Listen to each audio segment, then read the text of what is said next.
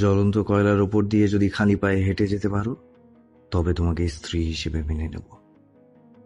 বিয়ের পর শ্বশুরবাড়িতে পা রাখার সাথে সাথে নিজের স্বামী হামিমের মুখে এমন কথা শুনে চমকে ওঠে আদিয়া।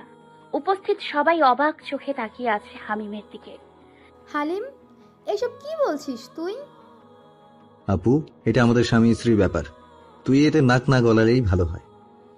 হামিমের বোন নীলা কিছু বলতে গেলে হামিম হাত উঠিয়ে বাধা দেয় আর আদিয়ার উদ্দেশ্য বলে ওঠে, তোমাকে কি এখন কথাটা আবার রিপিট করতে হবে নাকি কাজটা করবে?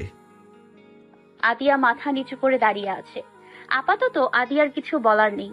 এখন হামিম তাকে যা করতে বলবে তাকে সেটাই করতে হবে। আদিয়ার হাত পা বাঁধা, কিছু করার নেই তাই সে আর বেশি কিছু না ভেবে মাথা নেড়ে সম্মতি জানায়। হামিমের ঠোঁটের কোণে তৃপ্তিময় হাসি ফুটে ওঠে। হালিম, তুই এইসব পাগলামানি বাদ দিবি নাকি আমি চলে যাব এখান থেকে? হামিম তার বোনের কথার কোনো উত্তর না দিয়ে তার গার্ডকে বলে ওঠে, আপুকে তার শ্বশুর বাড়িতে সাবধানে পৌঁছে দিয়ে আসো। আমি চলে গেলে আমার সাথে আদিয়াও যাবে।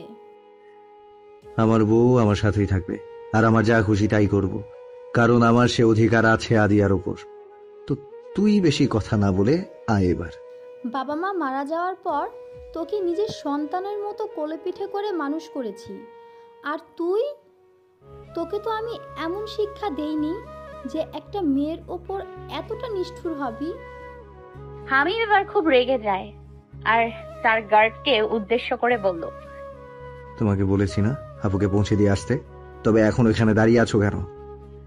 গার্ড হামিমের চিৎকারে খুব ভয় পেয়ে যায় আর নীলার কাছে গিয়ে এক প্রকার জোর করেই নীলাকে নিয়ে চলে যায়। ততক্ষণে জ্বলন্ত কয়লা দিয়ে ফ্লোর জ্বালানো হয়ে গেছে। আদিয়া এক কোণে দাঁড়িয়ে হাত কচলাচ্ছে। বেচারি খুব ভয় পেয়ে আছে। নিজের হাত কাটলেও যে মেয়ে সারা বাড়ি মাথায় তুলতো, আজ সেই মেয়ে নাকি জ্বলন্ত কয়লার ওপর দিয়ে হেঁটে যেতে হবে। কথাটা ভেবেই আদিয়ার বুকটা ভার হয়ে আসে, চোখ বেয়ে পানি গড়িয়ে পড়ছে। কই, তাড়াতাড়ি এসো, এমন ঢং করলে কয়লা তো ছাইয়ে পরিণত হবে। হামিমের কথায় আদিয়া কেঁপে ওঠে।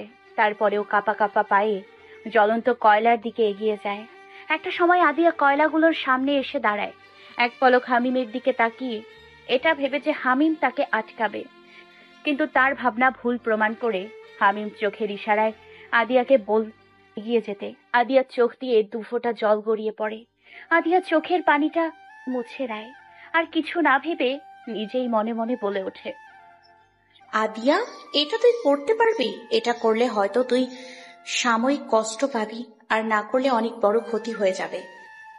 কথাগুলো নিজ মনে আওড়ে আদিয়া দুই হাত দিয়ে শাড়িটা ধরে উঁচু করে, এক পা তুলে কয়লার উপর পা ফেলার জন্য, কিন্তু আদিয়ার সাহস হচ্ছে না, তাই আবারও পা নামিয়ে ফেলে। আদিয়া আবারও হামিমের দিকে তাকায়। তখন হামিম বাঁকা হেসে আদিয়াকে কিছু একটা দেখায়, যেটা দেখে আদিয়ার গলা শুকিয়ে যায়। আর কিছু না ভেবে কয়লাগুলোর ওপর এক পা ফেলে আর সাথে সাথে জ্ঞান হারায়। অতিরিক্ত ভয় আর মানসিক চাপ থেকে এমনটা হয়েছে। আদিয়া ফ্লোরে লুকিয়ে পড়ার আগেই হামিম এসে আদিয়াকে ধরে ফেলে আর কোলে তুলে নেয়। ড্রয়িং রুমে বসে একের পর এক শাড়ি দেখেই চলেছে হামিম, কিন্তু কোনোটাই তার মন মতো হচ্ছে না। অনেকগুলো দোকানদার তাদের দোকানের বেস্ট শাড়ি নিয়ে এসছে, কিন্তু হামিমের সেসব কিছুই পছন্দ হচ্ছে না। এভাবে অনেকক্ষণ দেখার পরেও যখন হামিম শাড়ি পছন্দ করতে পারলো না, তখন হামিম হার মেনে নিল। এসব তার দ্বারা সম্ভব নয়, আর সম্ভব হবেই বা কি করে? মেয়েদের জামা কাপড় নিয়ে তার কোনো আইডিয়া থাকলে তো কখনো কোনো মেয়ের জন্য শাড়ি কিনেছে নাকি সে? হামিম এবার বসা থেকে উঠে দাঁড়ায় আর কিচেন থেকে কাজের মেয়ে মলিকে নিয়ে আসে। দেখো তো এখানে কোন শাড়িটা ভালো, কোনটা আদিয়ার জন্য বেস্ট হবে। মলি হামিমের কথা শুনে যেন রাতের আকাশে সূর্য দেখতে পেল, এতটাই অবাক হয়েছে মলি। বিয়ের প্রথম দিন যিনি তার বউকে জ্বলন্ত কয়লার ওপর দিয়ে হাঁটায়, সে নাকি তার বউয়ের জন্য শাড়ি কিনছে। মলি অবাক চোখে ড্যাব ড্যাব করে হামিমের দিকে তাকিয়ে আছে। হামিম এবার খুব বিরক্ত হয়। আমার দিকে তাকাতে বলিনি, শাড়ি দেখতে বলেছি ওকে। হামিমের কথা শুনে মলি নিজেকে সামলে আমতা আমতা করে বলে ওঠে, ছোট সাহেব, আমি তো শাড়ি পরি না, থ্রি পিস পরি। কোনোদিন শাড়ি কিনিও নাই। আমার সব কাপড় চোপড় তো নীলা ম্যাডামই আইনা দেয়। আমি কেমনে বৌমনির লইকা শাড়ি পছন্দ করবো? হামিম মলিকে রেগে কিছু বলতে যায়, কিন্তু কিছু একটা ভেবে চুপ করে তার রুমের দিকে এগিয়ে যায়। হামিম তার রুমে এসে দেখে আদিয়া খাটে বসে তার পা দেখছে। হামিম পকেটে হাত দিয়ে ভ্রু কুচকে তাকায় আদিয়ার দিকে, আর আদিয়া ঘরে কারোর উপস্থিতি বুঝতে পেরে দরজার দিকে তাকায় আর দেখে হামিম 3/4 প্যান্ট আর কালো গেঞ্জি পরে পকেটে হাত দিয়ে তার দিকেই ভ্রু কুচকে তাকিয়ে আছে। আদিয়া সেটা দেখে খাট থেকে নেমে হামিমের সামনে দাঁড়ায়। আমার পায়ে কোনো পোড়া দাগ নেই কেন? আদিয়ার কথা শুনে হামিম হেয়ালি করে বলে, সেটা আমাকে জিজ্ঞেস না করে নিজের পাকে জিজ্ঞেস করো। দেখুন, আমি মজা করার মতো মুডে একদমই নেই। আমার তো খেয়ে দিয়ে কাজ নেই তোমার সাথে মজা করব। এখন চলো আমার সাথে। আমি কোথাও যাব না আপনার সাথে। আগে বলুন, পায়ে কোন পোড়া দাগ নেই কেন? আমার স্পষ্ট মনে আছে আমি জ্বলন্ত কয়লার উপরে এক পা ফেলেছিলাম। তারপর কি হয়েছে জানা নেই, তো সেই হিসেবে তো আমার এক পায়ে পোড়া দাগ থাকবে, তাই না? আমার সাথে কেউ এইভাবে কথা বলুক সেটা আমি একদমই পছন্দ করি না। প্রথমবার তাই কিছু বললাম না, কিন্তু নেক্সট টাইম এমন হলে আমার থেকে খারাপ কেউ হবে না। এখন চুপচাপ আমার সাথে চলো। হামিম কথাগুলো বেশ গম্ভীর হয়ে বলে, তাতে আদিয়া অনেকটা ভয় পায়। তাই আর কোনো কথা না বলে হামিমের পেছন পেছন যায়। এখান থেকে যে শাড়িগুলো পছন্দ হবে রেখে দাও। কিন্তু আমি তো শাড়ি পরি না। তোমার থেকে জানতে চাইনি আমি কি পরো আর কি পরো না। আমি তোমাকে যেটা করতে বলবো সেটাই করবে তুমি। তাই আজ থেকে তুমি শাড়ি পরবে। শাড়ি ব্যতীত কোনো কিছু যাতে পরতে না দেখি। তো চুপচাপ শাড়ি সিলেক্ট করো, বেশি কথা বলবে না। কথাগুলো বলে হামিম তার ফোনটা নিয়ে চলে যায় সেখান থেকে। আর আদিয়া মন খারাপ করে শাড়ি দেখছে। আদিয়া না তো শাড়ি পরতে পারে আর না পারে সামলাতে। বিয়েতে শাড়িটা পরতে যে কত কষ্ট করতে হয়েছে সেটা আদিয়া ছাড়া আর কেউ জানে না। কিন্তু হামিম যখন বলেছে তখন তার যত কষ্টই হোক সেটা আদিয়াকে করতেই হবে, নয়তো হিতে বিপরীত হবে। তাই আদিয়া চুপচাপ শাড়ি দেখছে। রাত 12টা বেজে 20 মিনিট হামিম তার ঘরে আসে আর এসে দেখে আদিয়া ঘরে নেই। হামিমের খুব রাগ হয়। হামিম রেগে ঘর থেকে বের হয়ে যায় আর সারা বাড়ি আদিয়াকে খোঁজে। প্রায় 15 মিনিটের মতো খোঁজার পরেও যখন আদিয়াকে পায় না, তখন হামিম তার ঘরে আসে।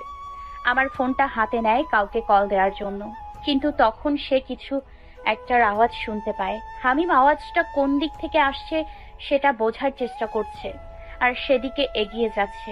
আওয়াজটা তারই ঘরে হয়েছে, তাই হামিম চারপাশটা ভালো করে দেখে। তারপর ওয়াশরুমে যায় আর গিয়ে যা দেখে তা দেখার পর হামিম খুব জোরে একটা চিৎকার দেয়, কারণ তার সামনে আদিয়া আছে আর আদিয়ার হাতে তার ল্যাপটপ। এতটুকু অবধি ঠিক ছিল, কিন্তু তার ল্যাপটপের অবস্থা একদম নাজেহাল। ল্যাপটপ পানিতে চুপচুপে হয়ে আছে আর হয়তো ফ্লোরে পড়েছে, তার জন্য কিছুটা ফেটেও গেছে। আর এসব দেখে হামিম এমন ভাবে চিৎকার করে ওঠে।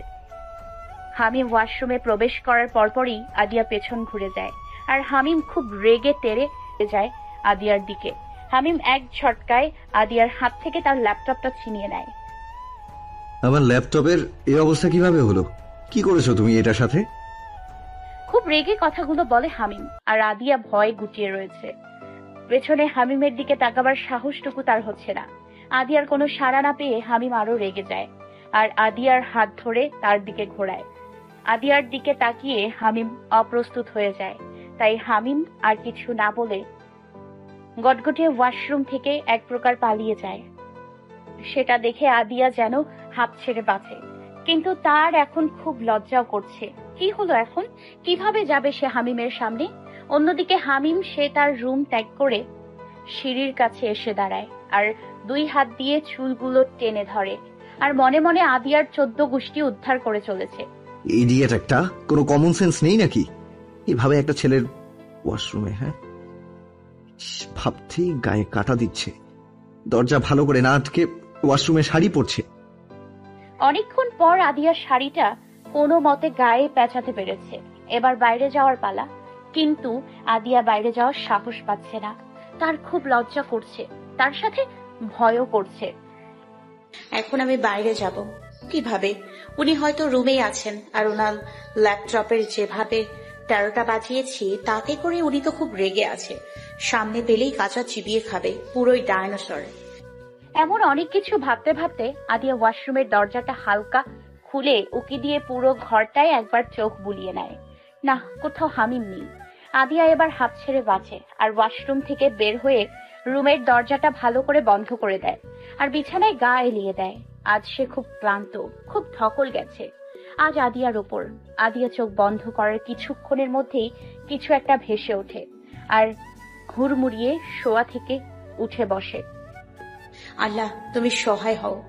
দেখো, কোনো বিপদ যাতে কারণ না হয়, কোনো নিষ্পাপ মানুষের যাতে কোনো ক্ষতি না হয়। কথাগুলো নিজ মনে আওড়ে আদিয়া গিয়ে অজু করে আসে আর তাহাজ্জুদ নামাজ আদায় করে নেয়।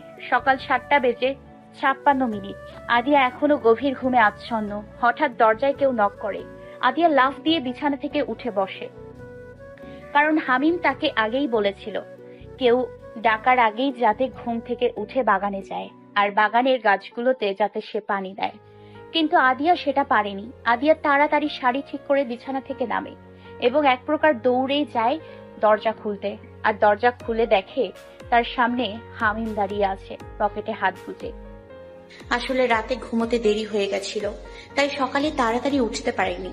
আপনি একটু বসুন, আমি এক্ষুনি বাগানের গাছগুলোতে পানি দিয়ে আসছি। একদমে কথাটা বলেই আদিয়া ঘর থেকে বের হতে যায় আর হামিম ডেকে ওঠে। আদিয়া, হামিমের এমন শান্ত স্বরে কথা বলাটা আদিয়াকে ভয় পাইয়ে দেওয়ার জন্য যথেষ্ট। আদিয়া হামিমের সামনে দাঁড়ায় মাথা নিচু করে। আপনি আমাকে এর জন্য যে শাস্তি দেবেন আমি সেটাই মাথা পেতে নিব, কিন্তু আপনি প্লিজ ওদের কোনো ক্ষতি করবেন না। হামিম আদিয়ার কথায় কোনো পাত্তা না দিয়ে আদিয়ার হাত ধরে টেনে রুমে আনে আর দরজাটা লাগিয়ে দেয়। আদিয়া ভয়ে শুকনো ঢোক গিলে। হামিম আদিয়ার সামনে আসতে আসতে তার পকেট থেকে রুমাল বের করে চোখটা বেঁধে দেয়। আদিয়া ভ্রু কুঁচকে তাকায় হামিমের দিকে আর বোঝার চেষ্টা করছে হামিম করছেটা কি। হামিম আদিয়ার সামনে এসে আদিয়ার শাড়ি এক টানে খুলে ফেলে। আদিয়া চোখ বড় বড় করে হামিমের দিকে তাকায়, চোখ যেন বেরিয়ে আসবে এক্ষুনি, এতটাই অবাক হয়েছে আদিয়া। হামিম শাড়িটা পরিয়ে দেওয়ার জন্য আদিয়ার গায়ে হাত দিতে গেলেই আদিয়া ছিটকে দূরে সরে যায়। আমি পড়তে পারবো, প্লিজ আপনি যান এখান থেকে। বেশি কথা না বলে সামনে আসো, হয়তো চোখের বাঁধন খুলে শাড়ি পরাবো। তারপরেও শাড়ি আজ তোমাকে পরিয়েই ছাড়বো আমি। আদিয়া হতভম্ব, কিন্তু আদিয়া বেশি সময় না নিয়ে হামিমের সামনে এসে দাঁড়ায় আর হামিম খুব সুন্দর করে শাড়িটা পরিয়ে দেয়। শাড়ি পরানোর পর হামিম চোখের বাঁধন খুলে আদিয়াকে পা থেকে মাথা অব্দি একবার দেখে নেয়। না, সব ঠিকই আছে, ভালোই হয়েছে শাড়ি পরানো। আদিয়া লজ্জায় মাথা নিচু করে আছে। হামিমের কথার প্রতি উত্তরে আদিয়া কিছুই বলল না। এবার বলো, আমার ল্যাপটপের ওই অবস্থা কিভাবে করলে? কি করছিলে ল্যাপটপ নিয়ে ওয়াশরুমে? শাড়ি পরতে। ওয়াও, শাড়ি পরার জন্য তুমি ল্যাপটপের ওই অবস্থা করেছো? খুব ইন্টারেস্টিং তো ব্যাপারটা। হামিম কথাটা বেশ শান্ত হয়েই বলে, কিন্তু পরক্ষণেই খুব রেগে যায়। সত্যি কথা বলো আদিয়া, ল্যাপটপ নিয়ে ওয়াশরুমে কি করছিলে? সত্যিটা না বললে আমি কি করতে পারি সেটা তুমি এতদিনে ভালোই বুঝে গেছো। এবার তাড়াতাড়ি সত্যিটা বলো, কোনো নাটক না করে। আমি শাড়ি পরতে পারি না, তাই ভিডিও দেখে শাড়ি পরার জন্য ল্যাপটপটা নিয়েছিলাম, কারণ আমার ফোনটা বাসায় ফেলে এসেছি আর ল্যাপটপটা ভালো করে রেখেই শাড়ি পরছিলাম, কিন্তু হঠাৎ করে কিভাবে যেন হাত লেগে ল্যাপটপটা নিচে পড়ে যায় আর ফ্লোরে পড়ে থাকা পানিতে ভিজে যায়। পাসওয়ার্ড জানলে কিভাবে? আদিয়া এবার খুব অস্বস্তিতে পড়ে যায়। এখন কি বলবে আদিয়া? বলো, পাসওয়ার্ড জানলে কিভাবে? বাগান পানি দিতে হবে। আদিয়া কথাটা বলে পাশ কাটিয়ে আসতে গেলেই হামিম বলে ওঠে, নিজেকে এতটাও চালাক ভেবো না মিসেস আদিয়া। কথায় আছে না, অতি চালাকের গলায় দড়ি। কথাটা মাথায় রেখে চালাকি করো, আর ভুলে যেও না এখানে আমিও রয়েছি। কথাটা বলেই হামিম ঘর থেকে বেরিয়ে যায়। আর আদিয়া হামিমের কথার মানে খুব ভালো করেই বুঝতে পেরেছে, তাই আদিয়া ধপ করে বিছানায় বসে পড়ে আর গভীর ভাবনায় মগ্ন হয়ে পড়ে। হামিম খাবার টেবিলে বসে তার বোন নীলার সাথে কথা বলছে আর মিটমিটিয়ে হাসছে। সামনেই আদিয়া বসে আছে আর হামিমের কথা শুনছে। হামিম নীলা আপুর সাথে যেভাবে কথা বলছে সেটা একদমই হাসার মতো নয়। লোকটা পাগল হবে হয়তো, তাই ওইদিকে গম্ভীর হয়ে কথা বলছে আর এদিকে মিটমিটিয়ে হাসছে। বেশ কিছুক্ষণ পর হামিম ফোন রেখে আদিয়ার দিকে ভ্রু কুঁচকে তাকায়। আপনি আপুর সাথে ওভাবে কেন কথা বললেন? আর আপু এই বাড়িতে আসবে না তো কই যাবে? এটা যেমন আপনার বাবার বাসা তেমন তো ওনারও বাসা। তোমার থেকে আমি কিছু জানতে চেয়েছি? আদিয়া হামিমের কথায় থতমত খেয়ে যায় আর মাথা নেড়ে না বোঝায়। তবে এত কথা কেন বলছো? বেশি কথা না বলে চুপচাপ খাওয়া কমপ্লিট করো। আদিয়া মাথা নেড়ে সম্মতি জানায় আর দুজনেই খাওয়ায় মনোযোগ দেয়। খাওয়া শেষ হওয়ার পর আদিয়া হামিমকে বলে ওঠে, একটা কথা বলার ছিল। বলো। আমি হসপিটালে যেতে চাচ্ছি। তো যাও, মানা করেছে কে? হামিমের কথা শুনে আদিয়া খুব খুশি হয় আর খুশিতে গদগদ হয়ে বলে ওঠে, সত্যি যাব? হ্যাঁ যাবে, তবে বাড়ির গাড়িতে যাবে। আবার বাড়ির গাড়িতে করে বাসায় ফিরবে। বাড়ি তো হসপিটাল আর কোথাও যাবে না আমার অনুমতি ছাড়া। ঠিক আছে, আমি রাজি। আর আপনাকে অসংখ্য ধন্যবাদ। আমাকে ধন্যবাদ দেওয়ার কি হলো? ডক্টর তুমি, আর ডক্টরের কাজই হলো মানুষের সেবা করা। এখন আমি তো তোমার কাজের আর মানুষের সেবা করার পথে বাধা হয়ে দাঁড়াতে পারি না। বাধা হয়ে না দাঁড়ানোর জন্যই ধন্যবাদ আপনাকে। কথাটা বলেই আদিয়া ছুটে তার রুমে চলে যায় রেডি হতে। হসপিটালে যাবে আজ, সেটা ভেবে খুব খুশি আদিয়া। আর হামিমের মুখে বাঁকা হাসি। আমি আমার রুমে গিয়ে ফ্রেশ হয়ে একটা বোরখার হিজাব পরে তৈরি হয়ে নিই, কারণ ওনার কড়া নির্দেশ কোথাও বাইরে গেলে হিজাব আর বোরখা পরে যেতে হবে। তৈরি হয়ে নিচে নামতে দেখি হামিম নেই এখানে। সেটা দেখে আমি যেন হাত ছেড়ে বাঁচলাম। যাক বাবা, ডাইনোসরটা এখানে নেই, থাকলে আবার কি না কি করতো আল্লাহই জানে। কথাটা বলেই আমি ধাপধুপ পা ফেলে তাড়াতাড়ি বাড়ি থেকে বেরিয়ে আসি। আর বাইরে গাড়ির সামনে এসে আমার চোখ কপালে, কারণ আমি যে গাড়িতে করে যাব সেই গাড়িতে হামিমও বসে আছে। আমি থেমে যাই, সেটা দেখে হামিম মুচকি হাসে। থেমে গেলে কেন? তাড়াতাড়ি আসো, লেট হয়ে যাচ্ছে। মানে আপনি কোথায় যাচ্ছেন? কেন? হসপিটালে। আমি যে ভয়টা পেয়েছিলাম সেটাই হয়েছে। এই লোকটা অতি চালাকের সাথে এমনি এমনি পারা যাবে না। তাই আমি দীর্ঘশ্বাস ফেলে গাড়িতে উঠে বসি। গাড়ি চলছে তার আপন গতিতে, আর আমি একটু পরপর বাইরের দিকে তাকাচ্ছি আর হামিম নিজে ফোন টিপছে। চাচা, গাড়িটা ওই শপিং মলের সামনে থামান তো। আদিয়ার কথা শুনে হামিম ফোনের থেকে দৃষ্টি সরিয়ে আদিয়ার দিকে তাকায়। কেন গাড়ি থামাতে বলছো? আমার একটা ফোন দরকার তো, সেটাই কেনার জন্য গাড়ি থামাতে বলছি। গাড়ি থামানোর দরকার নেই চাচা, আপনি হসপিটালেই যান। হামিম কথাটা বলেই আবার ফোন টেপায় ব্যস্ত হয়ে পড়ে। আর আমি রাগে ফুঁসছি। লোকটাকে কতগুলো কড়া কথা শুনিয়ে দেওয়ার ইচ্ছে হচ্ছে। আপনি কিন্তু বেশি বেশি করছেন এবার। আমার কোনো কথা উনি পাত্তা না দিয়ে চুপচাপ ফোন টিপছে। আজ বাড়িতেও তো মনে হয় নিয়ে যাবে না এই ডাইনোসরটা। বাড়িতে গেলেও কিছু একটা করা যেত। বেশ কিছুক্ষণ পর দুজনেই হসপিটালে এসে পৌঁছায়। আমি গাড়ি থেকে বেরিয়ে আসার সময় আর চোখে একবার ওনার দিকে তাকাই। এ কি, উনি নামছে কেন? আপনি নামছেন কেন? আপনার তো... এক কথা কতবার বলবো তোমাকে? তখন বলিনি হসপিটালে আসবো? চুপচাপ ভেতরে আসো, নয়তো কি হবে তুমি ভালো করেই জানো। কথাগুলো বলে হামিম ভেতরে চলে যায় আর আমি অসহায় মুখ করে ওনার পেছন পেছন যাই। হসপিটালে ঢোকার পরপরই উনি একটা ভয়ানক কাজ করে বসে। আমি চোখ বড় বড় করে ওনার দিকে তাকাই আর উনি ডোন্ট কেয়ার ভাব নিয়ে আমার কাঁধে এক হাত দিয়ে জড়িয়ে ধরে আছে আর এক হাত পকেটে দিয়ে হেঁটে চলেছে। আমি হাত সরাতে চাইলে উনি আরো জোরে চেপে ধরে। আর আশেপাশের বাকি সবাই অবাক চোখে দেখছে আমাদের। আর যারা পরিচিত তারা সবাই আমাদের দুজনকে শুভেচ্ছা জানাচ্ছে আমাদের নতুন জীবনের জন্য। আমার চেম্বারে ঢোকার পরপরই উনি আমার কাঁধ থেকে হাতটা সরিয়ে আমার চেয়ারে বসে পড়ে আর আমি বোকার মতো ওনার দিকে ফেলফেলিয়ে তাকিয়ে আছি। এটা কি হলো? আপনি হসপিটালে ঢোকার পর আমার কাঁধে হাত কেন দিয়েছেন?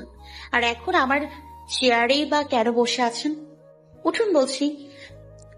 আমার যা মন চাইবে আমি সেটাই করব, আর তার কৈফিয়ত কাউকে দেই না আমি। ব্যাস, ওনার এই একটা কথায় আমার সব উত্তর পাওয়া হয়ে গেছে। কোন দুঃখে যে সেদিন ওনার মতো গাউরের সাথে আমার দেখা হলো, পুরাই তার ছেড়ে আমার কাছে জামাই পড়ছে আমার কপালে। উনি বসে থেকে কাউকে কল দেন, আর একটু পরে চেম্বারে ড্রাইভার চাচা এসে ওনার হাতে একটা ব্যাগ ধরিয়ে দিয়ে চলে যায়। এই যে মিসেস বউ, এবার যান। আমি ভ্রু কুচকে তাকাই ওনার দিকে। কই যাব আমি সেটা জানার জন্য। বাইরে যান। বাইরে যাব মানে কি? আমার পেশেন্টগুলো কি তাহলে আপনি দেখবেন? অবশ্যই না, তোমার পেশেন্ট তুমিই দেখবে, কিন্তু আমার প্যান্টটা নিশ্চয়ই তুমি পরবা না, আমিই পরবো। তো বাইরে যাও, আমি চেঞ্জ করব। ওনার কথা শুনে আমি ওনার পায়ের দিকে তাকাই, আর যখনই একটা চিৎকার করতে যাব উনি বসে থেকেই ওনার ঠোঁটে এক আঙুল চেপে ধরে বোঝায় চুপ থাকতে। একদম চিৎকার করবা না। এমন করছো যেন আমাকে 3/4 প্যান্টে কখনোই দেখোনি চোখে। মানে কি? আপনি এভাবেই তখন সবার সামনে দিয়ে এসছেন? আল্লাহ, আমার মান সম্মান সব চশমা হইয়া গেছে।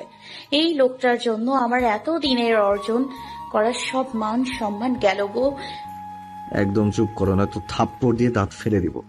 আর আমি 1 থেকে 3 গুনবো, এর মধ্যে তুমি বাইরে যাবে। তারপর আমি ডাকলে ভেতরে আসবে, নয়তো। উনি কথাটা বলার পরপরই আমি বাইরে চলে আসি, কারণ আমি জানি উনি এরপর কি বলবে। বজ্জাত বেটা একটা। আর হামিম ভেতরে নিজেকে নিজেই গালি দিচ্ছে। হামিম, তোর কি লজ্জা শরম কিছুই নাই নাকি রে? কেমনে পারলি এভাবে 3/4 প্যান্ট পরে এতগুলো মানুষের সামনে দিয়ে আসতে? তোর কি দরকার ছিল না মনে করে প্যান্টটা চেঞ্জ করে আসার জন্য? তোর কপাল ভালো, চাচা তোকে একটা নতুন প্যান্ট কিনে দিয়ে গেছে। আর তোর চাচা না আসলে তোকে এইভাবেই থাকতে হতো। ইস, ভাবতেই শরম করছে, কেমনে এতগুলো মানুষের সামনে দিয়ে আসলাম আমি। আমার চেম্বারে বসে আমি পেশেন্ট দেখছি, আর উনি পাশেই একটা চেয়ার নিয়ে বসে আছে। বিরক্তিকর লোক একটা। শান্তিতে পেশেন্টও দেখতে দেবে না আমাকে। এমন বন্দি জীবন কার ভালো লাগে? আমার একদমই ভালো লাগছে না এমন জীবন। শুধু কাজের জিনিসটা হাতে পাই, তারপর চান্দু বোঝাবো তোমাকে। এখন এভাবেই সবটা মুখ বুঝে মেনে নিতে হবে। অন্যদিকে হামিম আদিয়ার আড়ালে মুচকি মুচকি হাসছে আর মনে মনে বলে চলেছে, তোমাকে আমি এত সহজে ছাড়ছি না বউ, আর না সহজে তোমাকে তোমার কাঙ্ক্ষিত জিনিসটি দেব। রাতের আধার কেটে গিয়ে সকালের আলো ফুটবে ঠিকই, কিন্তু তুমি আমার থেকে ছাড়া পাবে না। এসব ভাবনার মাঝেই হামিমের ফোনটা বেজে ওঠে, আর হামিম ফোনটা রিসিভ করে। আদিয়া হামিমের দিকে তাকায়, কিন্তু আদিয়া কিছু বুঝে ওঠার আগেই হামিম বসা থেকে উঠে দাঁড়ায়, খুব উত্তেজিত হয়ে। আমি আমার গার্ডকে পাঠিয়ে দিচ্ছি, তুমি তার সাথে বাড়িতে চলে এসো। খবরদার চালাকি করার চেষ্টা করবে না। তুমি যাই করো না কেন, সবটা আমার কানে আসবেই। তো যাই করো ভেবে চিন্তে করো। আমি আসছি, আমার একটা কাজ আছে। কথাগুলো বলে আমাকে আর কিছু বলতে না দিয়েই বেরিয়ে যায়। কিছু বুঝতে পারলাম না কি হলো। উনি এভাবে বেরিয়ে গেলেন, কি কাজ থাকতে পারে? আমি এসব নিয়ে আর বেশি না ভেবে আমার চেম্বার থেকে বেরিয়ে রিসেপশনে আসি, আর সেখানে থেকে একটা নাম্বার ডায়াল করি। প্রথমবারই কলটা রিসিভ হয়। আসসালামু আলাইকুম স্যার। স্যার, আমি এখন অব্দি কিছু করতে পারিনি। আমাকে কিছু করার সুযোগই দেয়নি। সারাক্ষণ আমার সাথেই থাকে, চোখে চোখে রাখে আমাকে। আমার এমন বন্দি জীবন একদমই ভালো লাগছে না। জি স্যার, আমি জানি, সবটাই বুঝতে পারছি। আমি আমার সর্বস্ব দিয়ে চেষ্টা করব। ওকে স্যার, রাখি এখন। আমি কিছু জানতে পারলে আপনাকে অবশ্যই জানাবো। আল্লাহ হাফেজ। সারাদিন হসপিটালে কাটিয়ে বাসায় বাড়িতে ফিরি। গাড়ি থেকে নামার পরেই আমার পেছন পেছন 2 জন গার্ডও আসে। ভাল লাগে না এমন ভিআইপি মার্কা জীবন। সারাক্ষণ সাধারণ মানুষের মতো জীবন কাটানোতেই আনন্দ। ক্লান্ত হয়ে বাড়িতে ঢুকি, আর বাড়ির ভেতরে ঢোকার আগেই কেউ আমার চোখ বেঁধে দিয়ে মুখও বেঁধে দেয়। আমি ছোটার চেষ্টা করলেও পারি না। লোকটা আমার হাত মুখ পা বেঁধে আমাকে কোলে তুলে নেয়। বেশ অনেকক্ষণ পর আমার চোখ মুখে আর হাতের বাঁধন খুলে দেওয়া হয়। আমি 2 হাত দিয়ে চোখ কচলে আশেপাশে তাকিয়ে বোঝার চেষ্টা করছি আমি কোথায়, আর কে আমাকে এখানে আনলো, কিন্তু আমি কিছুই দেখতে পাচ্ছি না। আমি কি অন্ধ হয়ে গেছি? জায়গাটা এমন অন্ধকার, আমার মনে এক অজানা ভয়ের জন্ম হয়। যারা আমাকে এখানে এনেছে তারা কি আমাকে মেরে ফেলার জন্য এখানে তুলে এনেছে? আমি মৃত্যুকে ভয় পাই না, কিন্তু আমি মরে গেলে সেসব মানুষের কি হবে যারা আমার মুখ চেয়ে এখনো বেঁচে আছে ন্যায় পাওয়ার জন্য? না, আমাকে এখান থেকে বের হতে হবে। তাই অন্ধকারেই হাত দিয়ে দরজা খুঁজে চলেছি, এভাবে বেশ কিছুক্ষণ খোঁজার পর আমার হাতের স্পর্শে কেউ আসে। আমি ঘাবড়ে যাই, কিন্তু নিজেকে যতটা সম্ভব ঠিক রাখার চেষ্টা করি। কে আপনি?